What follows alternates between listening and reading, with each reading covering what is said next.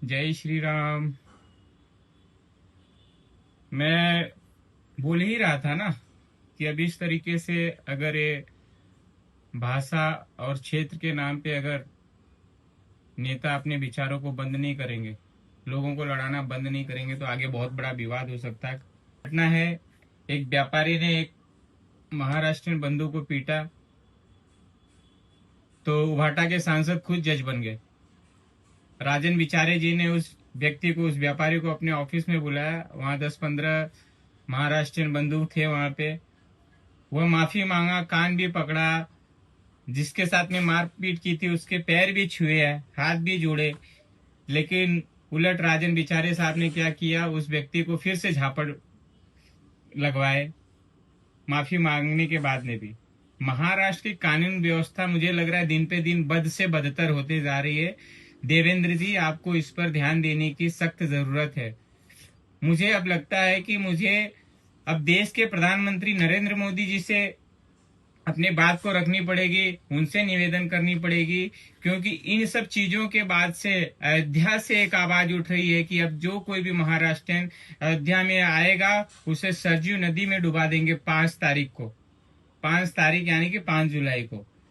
इस तरह के विचार आखिर समाज में फैल क्यों रहे हैं, इसके ऊपर बहुत ही गंभीरता से विचार करने की जरूरत है।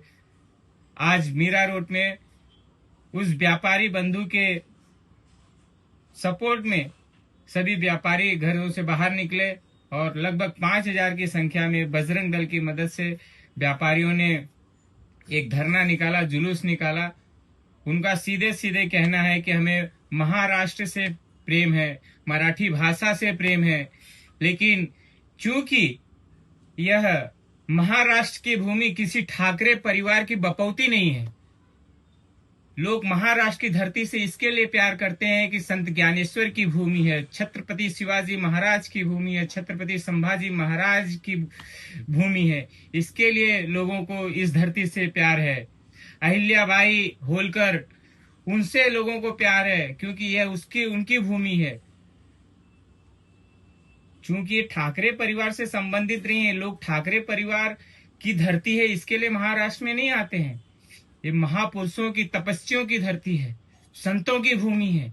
इसके लिए इस धरती से लोगों को प्रेम है, मराठी भाषा से प्रेम है। मेरा पुनः पुनः से निवेदन है, जैसे उभाटा के सांसद राजन बिचारे साहब ने उसके साथ में क्या, उस बंधु के साथ में, ठाणे स्टेशन पे रहने वाले व्यापारी के साथ में, ये घोर निंदनीय है। और महाराष्ट्र पुलिस को, महाराष्ट्र शासन को, महाराष्ट्र के मुख्यमंत्री श्री देवेंद्र फडणवीस जी से मैं यही कहता हूं कि उन सांसद महोदय के ऊपर जल्द से जल्द कार्रवाई होनी चाहिए और उसका वीडियो भी वायरल होना चाहिए कि राजन विचारे के खिलाफ जो कार्रवाई हुई है, ताकि लोगों को सीख मिले, सबक मिले और महाराष्ट्र की जो पर प्रांतीय जनता है वह सुखी से रह सके और उनको भी संतोष हो कि भारतीय जनता पार्टी के शासन में उनके ऊपर अन्याय नहीं होने जा रहा है। सभी उत्तर भारतीय समाज के लोग जो उत्तर भारतीयों का वोट लेते हैं, उनके नाम पर नगर सेवक बन रहे हैं, सांसद बन रहे हैं, विधायक बन रहे हैं। मेरा उनसे भी निवेदन है कि आप खाली उत्तर भारतीय पर प्रांतियों का मतदान, वोट लेने का ही काम ना करें, उनकी रक्षा सुरक्षा की भी जिम्मेदारी आप लोगों की भी है। मैं यही कह के अपने वक्तव्य को यहीं विराम देता हूँ। जय हिंद, जय महाराष्ट्र।